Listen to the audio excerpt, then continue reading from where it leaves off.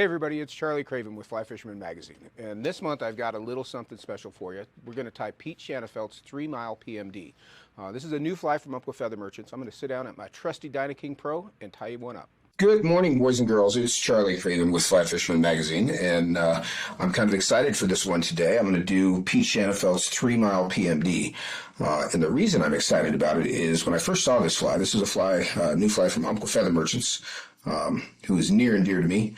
But I saw this fly in the early preseason ordering window last year, and the minute I saw it, I knew this fly was going to be a killer. And I'll sort of explain why I think that and why I feel that way as I tie it. But it's not a very complicated fly, but it's got one little twist with a CDC soft tackle collar on a sort of dry, damp, wet fly. That really is going to add some action to it. And like I say, it's not a complicated fly, but this is a fly that, so many times you're fishing a PMD hatch and there's so many, cripples and emergers and stillborns and adults that didn't quite make it through the surface, that are just in various states of disrepair. This fly really imitates those well. And it can be sunk and fished an inch under the surface. It could be fished on top. It could kind of be half and half, just a ton of variety. Pete guides up on the Bighorn in Montana, and they've got PMD hatches like no place I've ever seen, and this fly works there, so it won't surprise me that it'll work everywhere else also. So with that, I'm going to go ahead and get started, and we're gonna twist one of these up. So I'm going to start with the Tiemco 9300, which is a one extra heavy dry fly, wet fly hook, so a little stouter than your standard dry fly version, and I'm going to start with some. Let's see here. I'll turn that around for you. Let's go all the way around. This is Unithread in 8/0 Fire Orange. And I'm going to start this thread. And of course, you can tie this fly with a more natural colored thread if you like. Pete, I'm sure being influenced by the sow bug patterns up there on the Bighorn that are all tied with fire orange thread. Used the fire orange thread. It's probably sitting on his desk. And that's what he's stuck with, and I don't disagree with it. Honestly, I don't think it's a bad idea at all. But anyway, we're going to make a thread base back to the bend of the hook, so the thread hangs even with the point on the barb. And then I'm going to grab 4 or 5 strands of ringneck pheasant tail fibers. So just like a pheasant tail, I'm going to even the ends up, and I'm going to measure these, overall about a half shank long is what I'm looking for. Maybe just a skosh longer. I'm going to tie those in at the bend.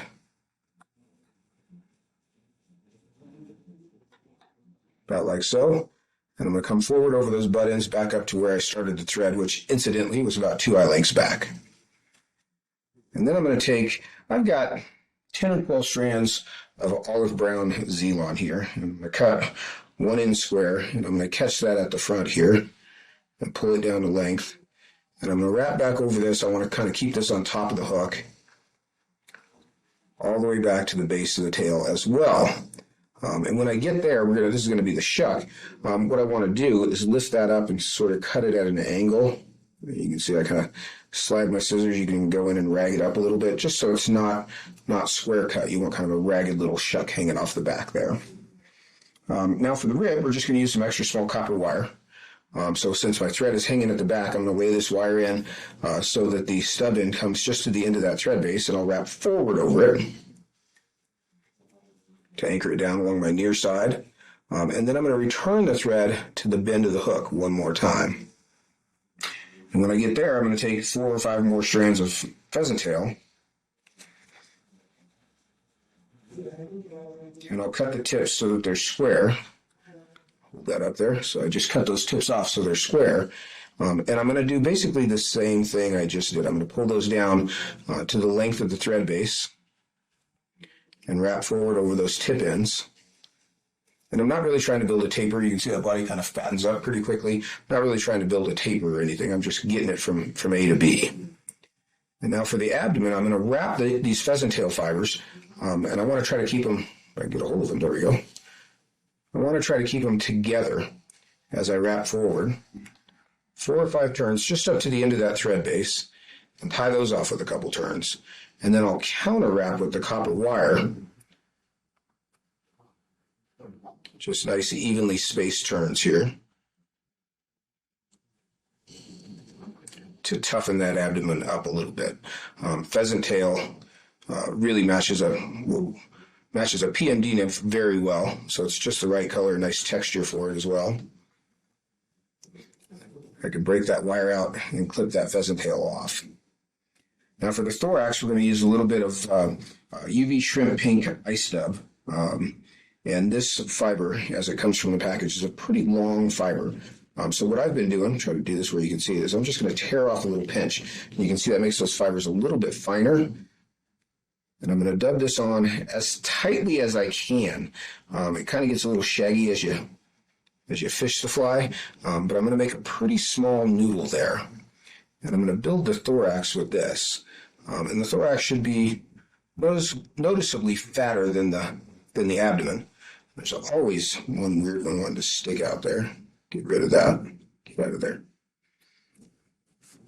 So we've just got a little ice dub thorax there. Now, finally, for the wing, we've got just a little bit of white poly yarn. This is white macrame yarn that I'm using here. Any variety of poly yarn will work just fine in this step. But I want to make a thread base up to the hook eye and back again. And then I'll tie this in with a pinch wrap just right here in front of that dubbing, right on top of the hook. And then I'm going to trim the stub end at an angle so that I can taper that down nicely, like so. And the length on this wing, you got a little bit of room for interpretation, and I'm trying to keep my hand out of the way here as I do this. The length on this wing, I usually shoot for about the middle of the abdomen, and see how my scissors are set here. My yarn is at an angle and my scissors are set straight up and down. When you cut a wing like this, if you're going to pull the wing at an angle, turn your scissors so your cut is going to be perpendicular to the fibers, like so. So you've got a nice even wing. And you can make that wing much more dense. You can make it a little bit more sparse depending on the use and plan you have for the fly. And now we've got to the part that is my favorite. We're going to take a light done CDC feather, and I've prepped this one. I found a small feather with a thin stem. You can see the stem right here is fairly thin. It's going to wrap nicely. And I've prepped it by just separating the tip. And I just have enough fibers on there to make 2 or 3 turns. I'm not going to need very many. And then I've stripped the rest off. I usually leave a little fluff on the bottom end. Just makes it a little easier to hold on to during the wrapping process. But what I'm going to do is I'm going to separate this tip. I'm going to stroke these fibers back. And with the inside of the feather toward the hook, I'm going to anchor that down with 3 or 4 turns. Then I'll fold that tip back and catch it again and bump my thread forward. Then I can come in and trim that tip out. Folding that feather like that makes that a lot more secure for the tie-in. If you don't do that, invariably when you go to wrap this feather, it'll want to pull out. So now I'm going to wrap this feather, and I treat this just like a soft tackle. So I'm going to wet my fingers a bit and stroke these fibers back so that as I wrap, you can see I kind of just comb them back as I go. As I wrap, the stem is on the leading edge of the turn until I get to that bare stem. Then I can tie that off with a few tight turns of thread and nip that tip end out of there. Now, just a few turns of thread to cover that stub end. You are going to have, a prominent orange head on this slide. That's on purpose. And then we'll whip finish over the top, a little shot of head cement. Won't hurt right here. Come in and nip that thread out.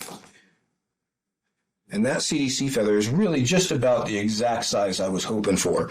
Sometimes you've got some that are a little bit long. If you've got some real long ones, you can just come in and kind of thumbnail those off or even trim them with your scissors, but don't cut the whole bunch into one clean, even stub. You want some randomness to it. Now, as I said before, the thing that turned me on about this fly is that CDC collar. You can imagine this fly sitting on the surface with that CDC collar that is, very, very hydrophobic and holds the fly up on the surface, and the fly will dry out in a couple of false casts.